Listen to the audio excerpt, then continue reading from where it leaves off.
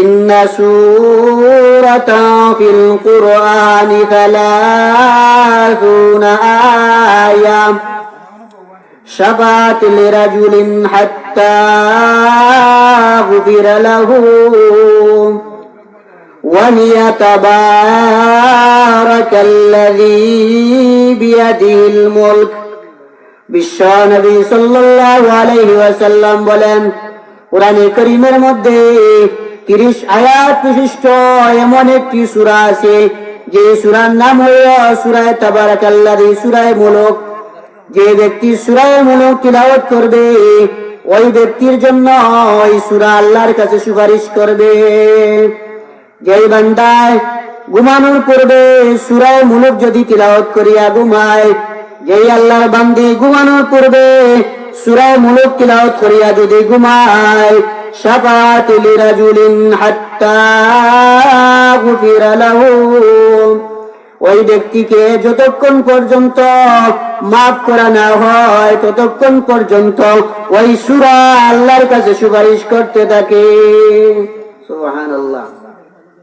সূরাতুল মুলকের এক নাম হইল সূরাতুল মুনজিয়া, নাজাত প্রাপ্ত সূরা।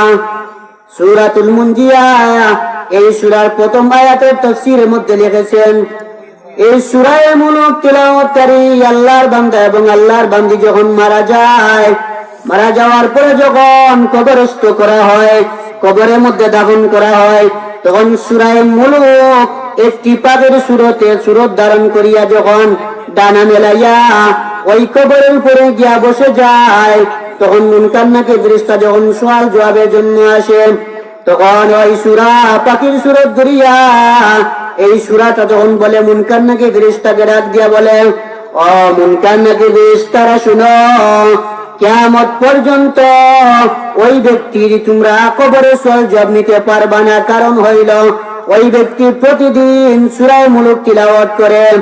সূরা মুলক যদি তিলাওয়াত করে আর তোমরা যদি কবরের মধ্যে সওয়াল জবাব লও, তাহলে সূরা মুলকটা কোরআনে কারীম থেকে উঠাইয়া নেওয়া হোক।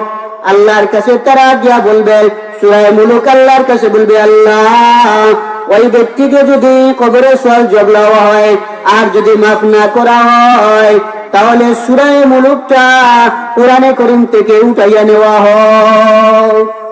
এই সূরা আল্লাহর কাছে এমন একটি পারমিশন জারি করবে, আল্লাহ যদি ওই ব্যক্তিকে মাফ করা না হয় সূরা মুলক তিলাওয়াতকারীকে, তাহলে আমরা আর কোরআনে কারীম থেকে উঠাইয়া নেওয়া হোক। এই কারণে এই সূরার নাম হলো সূরাতুল মুনজিয়া, নাজাত প্রাপ্ত সূরা। এই কারণে কোরআনে কারীম এমন একটি বরকতি কিতাব, কোরআনে কারীম এমন একটি বরকতময় কিতাব। এই কোরআনে কারীম হলো কিতাবুল্লাহ, কালামুল্লাহ। তাওরাত শুধুমাত্র কিতাবুল্লাহ, জবুর শুধুমাত্র কিতাবুল্লাহ, ইনজিল শুধুমাত্র কিতাবুল্লাহ, কোরআনে কারীম হইল কালামুল্লাহ, কিতাবুল্লাহ। সুবহানাল্লাহ। কোরআনে কারীম কিতাবুল্লাহ, আল্লাহর কিতাব। কোরআনে কারীম কালামুল্লাহ, কোরআনে কারীম আল্লাহর কালাম।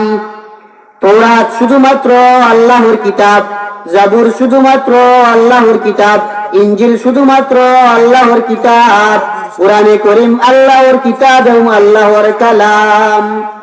এই কোরআনে কারীম আল কুরআন হুয়া কালামুল্লাহ আল মুনাজ্জালু আলা খাতামিল আম্বিয়া আল মুনাজ্জালু আলা المنقول عنه نقلا متواترا.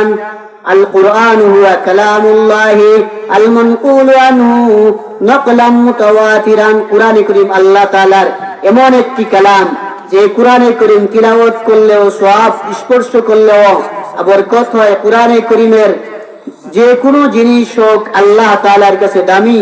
কোরআনে কারীমের সাথে যারা সম্পর্কিত তারাও আল্লাহর কাছে দামি। খায়রুকুম মান তাআল্লামাল কুরআন ওয়া আল্লামা। যারা কোরআনে কারীম তিলাওয়াত করে কোরআনে কারীম শিখে আর এবং অন্যদেরকে কোরআনে কারীম শিক্ষা দেয়, তারা হইল দুনিয়ার মাঝে উত্তম মানুষ। অন্য হাদিস হইল আফজালুকুম মান তাআল্লামাল কুরআন ওয়া আল্লামা। সবচাইতে শ্রেষ্ঠ ওই ব্যক্তি যে কোরআনে করিম শিখে এবং অন্যকে শিক্ষা দেয়। তাহলে সবচাইতে উত্তম হইল যারা কোরআনে করিম শিখে এবং অন্যকে শিক্ষা দেয়। আল্লাহ পাক রব্বুল আলামিন যেন আমাদেরকে সব সময় কোরআনে করিম তিলাওয়াত করার তৌফিক